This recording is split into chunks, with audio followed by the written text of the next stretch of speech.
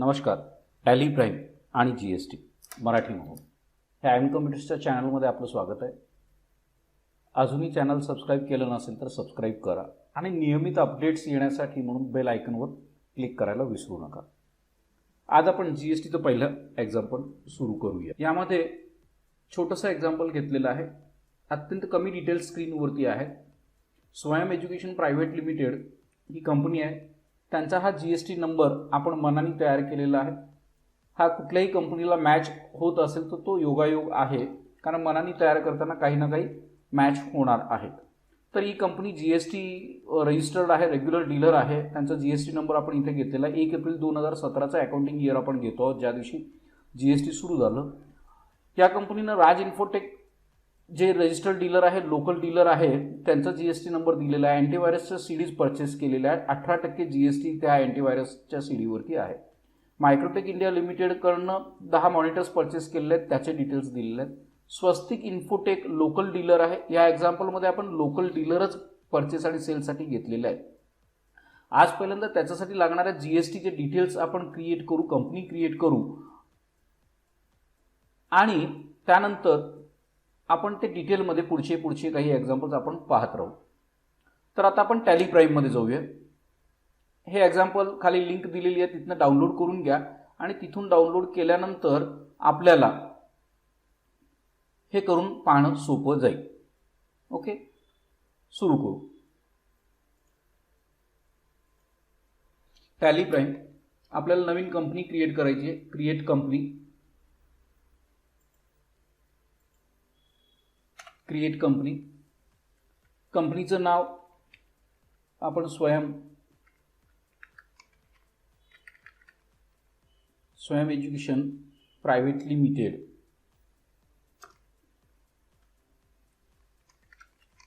असं दिलेलं आहे. एज्युकेशन लिमिटेड असलं तरी त्याच्यामध्ये सेल परचेसचं त्यांचं बिझनेस आहे, त्यामुळे त्याच्यामध्ये स्वयं एज्युकेशन प्रायव्हेट लिमिटेडच्या ऐवजी स्वयं कम्प्युटर्स प्रायव्हेट लिमिटेड असं आपण त्या एक्झाम्पलला नाव चेंज करूया. स्वयं कम्प्युटर्स प्रायव्हेट लिमिटेड. ॲड्रेस आपण देऊ स्टेट महाराष्ट्र, 416-115. बाकीचे डिटेल्स आपल्याला ज्या डिटेल्स आवश्यक आहेत त्या डिटेल्स आपण द्याव्यात. आपण 1 एप्रिल 2017 पासून ही कंपनी सुरू केलेली आहे. त्याचं फायनान्शियल इयर आपण घेतलं. आता एवढे डिटेल्स दिल्यानंतर सर्वात प्रथम आपल्याला काही डिटेल्स कॉन्फिगरेशन करावं लागतील. मेंटेन अकाउंट्स करायचे आहेत, बिल वाईज एंट्री करायची आहे, इन्व्हेंटरी मेंटेन करायचं आहे आणि सर्वात महत्त्वाचं G S T enable yes करायचं आहे. यस केल्यानंतर पुढचा पॉपअप येतो महाराष्ट्र. रेग्युलर आणि कंपोजिशन रजिस्ट्रेशनचे 2 प्रकार आहेत, रेग्युलर डीलर आणि कंपोजिशन डीलर. हे आपण पूर्वीच्या लेक्चर्समध्ये पाहिलेलं आहे. रेग्युलर डीलर म्हणजे ज्याचा टर्नओव्हर आहे, ज्याने G S T number registration केलेलं आहे आणि जे दरमहा खरेदी करतात त्या खरेदीवरती पे केलेलं जी एस टीची अमाऊंट सेट ऑफ करणार आहेत विक्रीच्या जी एस टीमधून. अशा डीलरसाठी रेग्युलर डीलर आपण करतो. आणि दुसरा प्रकार आहे कंपोजिशन डीलर. तर सध्या आपण रेग्युलर डीलरमध्ये जाणार आहोत. या कंपनीचा जी एस टी नंबर आपल्याला इथे टाईप करावा लागेल, जो आपल्या एक्झाम्पलमध्ये आपण टेम्पररी दिलेला आहे. इथे तुम्ही तुमच्याकडे असलेलं जी एस टी नंबरसुद्धा टाईप करू शकता. मंथली रिटर्न आहे. ई वे बिल सध्या आपण घेणार नाही आहोत, त्यामुळे e way bill no. Control A करू शकता, एंटर, कंट्रोल ए. तर जीएसटीचे डिटेल्स आपण भरलेले आहेत. त्यानंतर कंट्रोल ए. लक्षात आलं नसेल, पॉज करून थोडंसं स्क्रीन मागे घेऊन आपल्याला परत ते पाहता येईल. आता आपण लेजर अकाउंट्स क्रिएट करून घेऊया. Create ledgers. कुणाकडून परचेस केलेला आहे? राज इन्फोटेक. राज इन्फोटेक. सनरी क्रेडिटर्स, ज्यांच्याकडून आपण माल खरेदी करतो ते सनरी क्रेडिटर्स. सध्या मी ॲड्रेस त्यांच्या कोणाचेही घेतलेले नाही आहेत. Directly G S T number 27. महाराष्ट्राचा कोड हा 27 आहे, त्यामुळे 27नी आपला जी एस टी नंबर हा स्टार्ट होणार. कंपल्सरी महाराष्ट्र असेल तर 27. बाकीचा कोड जो आहे तो क्रिएट केला. जी एस टी डिटेल आपण इथे इंटर केलेले आहेत. आता या पार्टीकडून आपण माल परचेस करणार आहोत. तर परचेस अकाउंट आलं. Purchase account under purchase account not applicable. GST detail alter करायचे आहेत का? नाही, इथे आम्हाला अल्टर करायचे नाही आहेत. Goods, type of supply, goods की सर्व्हिस, दोन्हीसाठी आता जीएसटी कॉमन आहे, त्यामुळे दोन्हीसाठी आपण इथे परचेस अकाउंट क्रिएट केलं. परचेस अकाउंट क्रिएट केल्यानंतर आपल्याला अजून सेल्स अकाउंट लागतील आणि बाकीचे सन्ड्री क्रेडिटर्स सुद्धा आपल्याला क्रिएट करावे लागतील. त्याच्याबरोबरीनं इथे आपण जीएसटी ॲप्लिकेबल आहे, म्हणजे जो जीएसटी आहे त्याचं अकाउंटिंग आपल्याला बघायचं आहे. CGST, SGST आणि IGST हे duties and taxes. CGST account under duties and taxes कुठलं टॅक्स आहे तर जीएसटी आहे. CGST म्हणजे सेंट्रल टॅक्स. पर्सेंटेज मी इथे देत नाही, ते मी आयटमला स्पेसिफाय करणार आहे. SGST account duties and taxes, GST. State tax, state गव्हर्नमेंटचा जो टॅक्स आहे तो SGST म्हणून आपण इथे घेतलेला आहे. IGST आपल्या या एक्झाम्पलमध्ये नाही आहे, पण IGST account duties and taxes जीएसटीच्या अंडर इंटिग्रेटेड टॅक्स. ज्यावेळेला परराज्यातून खरेदी विक्री आपण करू त्यावेळेला IGSTची सुद्धा आवश्यकता आपल्याला लागणार आहे. आता मी परचेसवरती जो टॅक्स लागतो त्याला जनरली इनपुट जीएसटी असं म्हटलं जातं आणि सेल्सवरती जो टॅक्स असतो त्याला आउटपुट जीएसटी आपण म्हणतो, पण तशी कन्सेप्ट मी आता इथे वापरलेली नाही. डायरेक्टली CGST हे कॉमन अकाउंट जे आहे ते घेतलेलं आहे. कॉमन अकाउंट यासाठी आपण वापरलेलं आहे. तर एक एंट्री आपण करून पाहू आणि पुन्हा राहिलेल्या 5 एंट्रीजसाठीचे अकाउंट्स क्रिएट करू. तत्पूर्वी आपल्याला काय करावं लागेल? युनिट क्रिएट करावे लागतील, स्टॉक आयटम क्रिएट करावा लागेल. स्टॉक आयटम आपण क्रिएट करूया.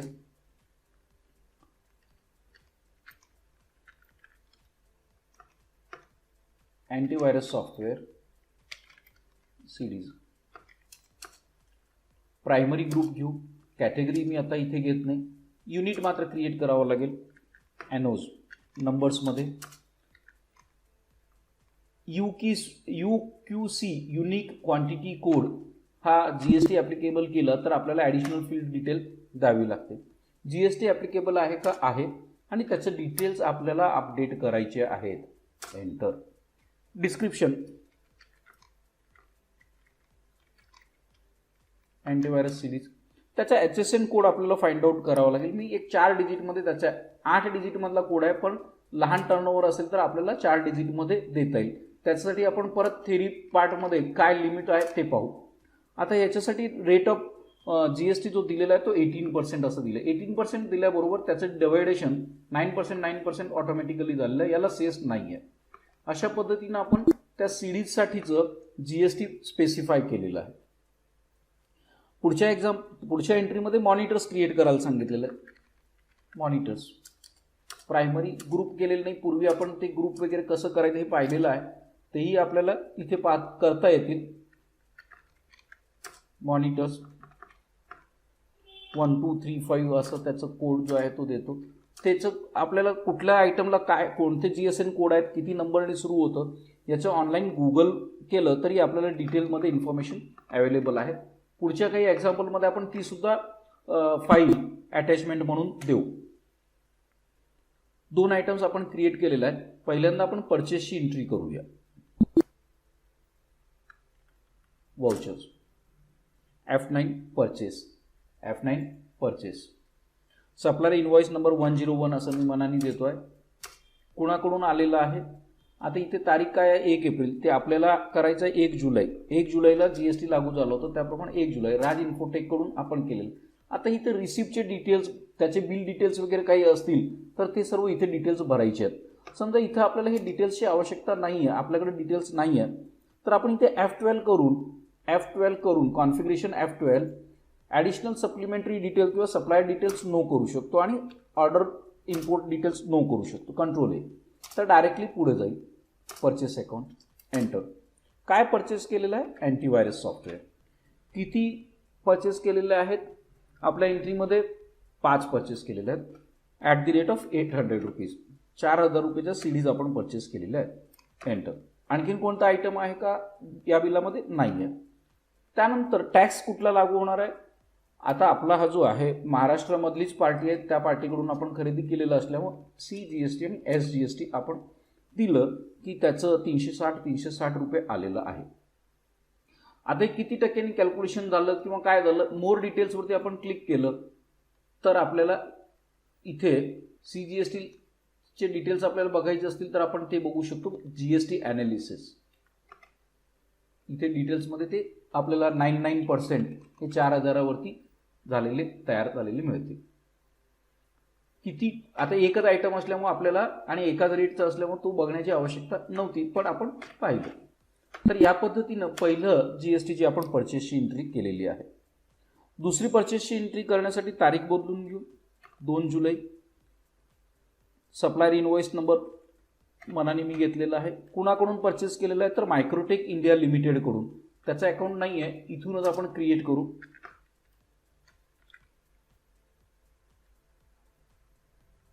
मायक्रोटेक इंडिया लिमिटेड, सनरी क्रेडिटर्स यांच्याकडून आपण माल खरेदी करणार आहोत. महाराष्ट्रामधला आहे, रेग्युलर डीलरचंच पहिलं एक्झाम्पल आपण घेतलेलं आहे. त्यांचा जीएसटी नंबर जो दिलेला आहे ॲज्युम करून ते आपण तयार केलेला आहे. Purchase account. काय परचेस केलेत? मॉनिटर परचेस केलेले आहेत. एंटर. किती परचेस केलेत? 10 मॉनिटर्स आपण परचेस केलेले आहेत. Per monitor 4,000 rupees. Enter. CGST, SGST. तर या पद्धतीनं प्रॉपरली त्याचं कॅल्क्युलेशन आलेलं आहे. एंटर. बिल वाईज डिटेल असल्यामुळे ड्यू डेट वगैरेची इन्फॉर्मेशन त्यांनी विचारलेली आहे. मला वाटते आपल्याला हे लक्षात आलं असणार आहे. तरी परंतु आपलं हे कन्सेप्ट क्लिअर व्हावी म्हणून अजून आपण एक परचेसची एंट्री करूया. आपल्याला कंपनी क्रिएट करावी लागणार आहे, कारण आपण सूरज इन्फोटेककडून माल खरेदी केलेला आहे.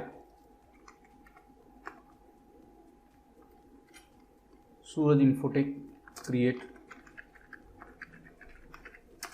सनरी creditors Maharashtra, GST number. Enter. GST number create केलं. Purchase account. एंटर.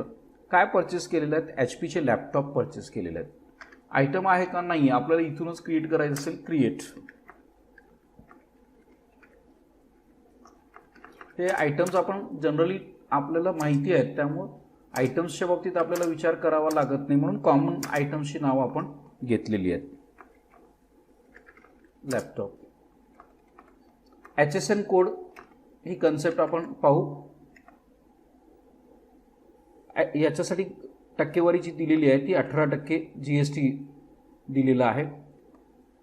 एंटर. किती क्वांटिटी परचेस केलेली आहे तर 2 लॅपटॉप परचेस केलेले आहेत. 45,000 रुपये एका लॅपटॉपची किंमत आहे. 90,000. पण याच बिलामध्ये अजून एक आयटम परचेस केलेला आहे. MI mobile. 2 MI Note 4 mobile जे आहे ते परचेस केलेले आहेत. क्रिएट. MI Note 4 एनोज. यस.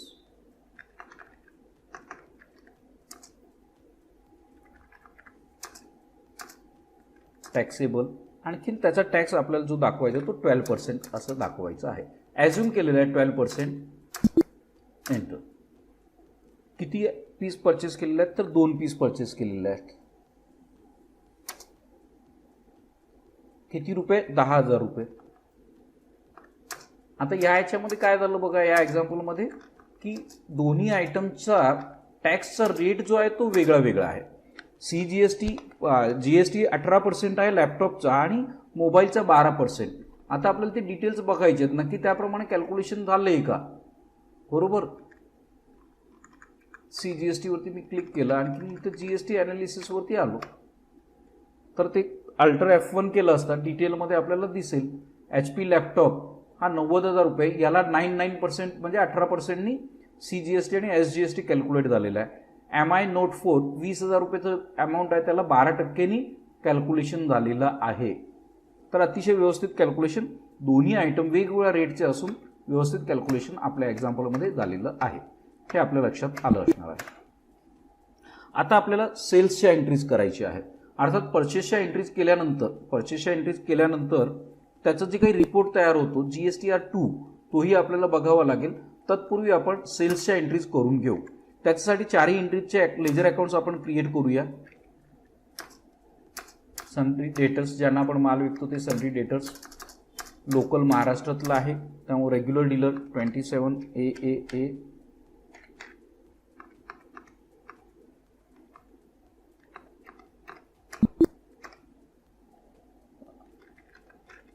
पुढचे 5ही एंट्रीजचे लेजर अकाउंट्स जे आहे ते मी क्रिएट करून घेतो आहे, जेणेकरून आपल्याला कंटिन्युअसली एंट्रीज करता येतील.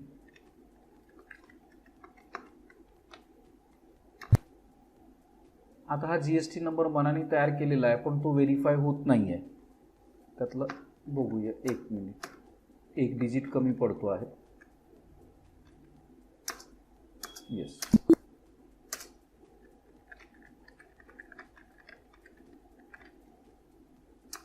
सन्ड्री डेटर्स रेग्युलर,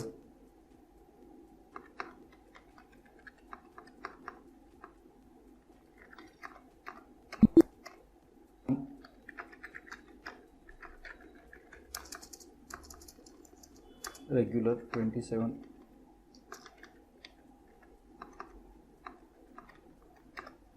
त्या पद्धतीने आपण ज्यांना माल विकणार आहोत त्या सर्वांचे अकाउंट्स क्रिएट करून घेतलेले आहेत.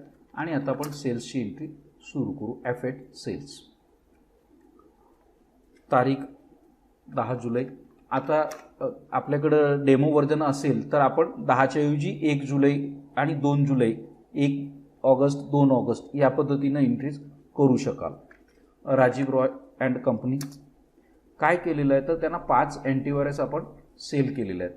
आता सेल्स अकाउंट आलेलं नाही, create sales account, under sales account not applicable, इथे goods, control A. Antivirus series 5 आपण अँटीव्हायरस सिरीज त्यांना सेल आउट केलेल्या आहे 1500 रुपये प्रमाणे. एंटर. एकच आयटम आहे, CGST SGST. त्याची एंट्री किती यायला पाहिजे ते आपण आपल्या एक्झाम्पलमध्ये तिथे दाखवलेलं आहे, तर ते व्हेरीफाय होतं आहे. 1 नंबर बिल आपण कंप्लीट केलं. पुढची 12 जुलै, कुणाला माल विकलेला आहे, H Goenka traders. Enter. Sales account, enter. काय विकलेलं आहे, 10 मॉनिटर्स 10 आपण विकलेले आहेत 4500 प्रमाणे. एंटर. त्याच्याशिवाय काही विकलेलं आहे का तर त्याच्याशिवाय आपण त्यांना काही विकलेलं नाही आहे. CGST SGST 6300 6300 दोन्ही व्यवस्थित आलेलं आहे. नेक्स्ट सेल्सची एंट्री. आता हे आपण परचेस आणि सेल्स दोन्ही करतो म्हणजे आपल्याला दोन्हीचे रिपोर्ट पाहता यावेत, हा त्यामागचा हेतू आहे. आपण फक्त परचेसच्या एंट्री करून ते व्हेरीफाय करू शकता त्याप्रमाणे येतं आहे की नाही. आपल्याला दोन्ही करून त्याच्यात GSTचे रिपोर्ट्स कसे ऑटोमॅटिकली तयार होतात ते आपल्याला बघायचे आहेत. 2 लॅपटॉप विकलेले आहेत 50,000 पर लॅपटॉप. त्याचं CGST SGST बघूया. ऑटोमॅटिकली हे CGST SGSTचं कॅल्क्युलेशन होतं आहे, आपल्याला कुठलंही कॅल्क्युलेशन करावं लागत नाही. टोटल कॅल्क्युलेशन हे ऑटोमॅटिक होतं. जर कॅल्क्युलेशन ऑटोमॅटिक झालं नसेल तर आपण कुठेतरी रेट, आयटमचे रेट द्यायला विसरलेलो आहोत किंवा पार्टीचं GSTचं डिटेल्स द्यायला विसरलेलो आहोत. Sales account, enter. काय विकलेलं आहे, MI मोबाईल फोन विकलेले आहेत. किती, 2 15,000 ते विकलेलं आहे. CGST SGST याप्रमाणे अतिशय व्यवस्थित आपलं हे एक्झाम्पल पूर्ण झालेलं आहे. एक्झाम्पल डाउनलोड करून ते व्हेरीफाय करून पहा. आता आपल्याला रिपोर्ट्स बघायचे आहेत. डिस्प्ले, मोर रिपोर्ट्स, GST रिपोर्ट्स, GSTR1. आपण जो काही माल विकलेला आहे, माल विकले सेल्सच्या एंट्री 4 आहेत, 4चे 4 वाउचर आपले इथे रिप्लिकेट झालेले आहेत, बरोबर. काही वेळेला अनसर्टन ट्रान्झॅक्शन्समध्ये इथं 0 येतात, इथं काही नंबर आलेला असतो, तर आपलं तो ट्रान्झॅक्शन तिथे आपल्याला बघावं लागणार आहे का आपलं तिथं करेक्शन्स निडेड, तिथं म्हटलेलं आहे करेक्शन निडेड, पण आता आपण व्यवस्थित भरलेलं आहे. 4चे 4 आयटमचे डिटेल्स आपल्याला इथे आलेले आहेत. पार्टीचं नाव आले, त्याचं GST नंबर आलेला आहे, टॅक्सेबल अमाऊंट, CGST किती, SGST किती, टोटल टॅक्स अमाऊंट किती आणि इनवॉइस अमाऊंट किती. अशा पद्धतीने 4 सेल्सचे हे GST रिटर्न आपल्याला भरायचं असतं. आणि परचेसचं जे काही आपण केलं होतं एंट्री, त्या परचेसच्या 3 एंट्रीचे डिटेल्स आपल्याला इथं दिसत आहेत. 3 एंट्री आपल्याला इथे दिसत आहेत. आणि ही ITC input tax credit amount किती असेल 30,520 असेल. GSTR 3 आपण पाहिलं 1, 2, 3 काय आहे. आणखी नेक्स्ट एक्झाम्पलमध्ये डिटेलमध्ये आपण पाहू. आता जाता की आपण जो काही माल विकलेला होता, आपण जो माल विकलेला आहे त्याच्यावरती आपल्याला टॅक्स भरावा लागणार आहे 35,550. पण आपण जे खरेदी माल केलेला होता त्याच्यावरती ऑलरेडी 30,520ची अमाऊंट ही as a input tax credit मिळणार आहे. म्हणजे राहिलेला डिफरन्स आपल्याला जो आहे तो भरावा लागणार आहे. 35,550 मायनस 30,520 एवढी जी काही अमाऊंट येईल ती भरावी लागणार आहे. कंडिशन, आपण ज्यांच्याकडनं माल खरेदी केला आहे त्या सर्वांनी त्याचं GST रिटर्न भरलेलं असलं पाहिजे आणि त्यांनी GSTची अमाऊंट भरलेली असली पाहिजे. अदरवाईज त्या पार्टीने जर अमाऊंट भरली नसेल तर आपल्याला 35,550 कंप्लीट रक्कम पहिल्यांदा भरावी लागेल. हे GST रिटर्न कसे भरायचे, काय भरायचे हे आपण काही एक्झाम्पल्समधून पाहणार आहोत. पण आत्ता पहिलंच एक्झाम्पल आपण शांतपणे पुन्हा एकदा पाहावं. पुढच्या एक्झाम्पलमध्ये पुन्हा आपण CGST, SGST, IGST आणि GST हे डिस्कस करू. Thank you very much. लाईक करा, सबस्क्राईब करा आणि शेअरही करायला विसरू नका. धन्यवाद.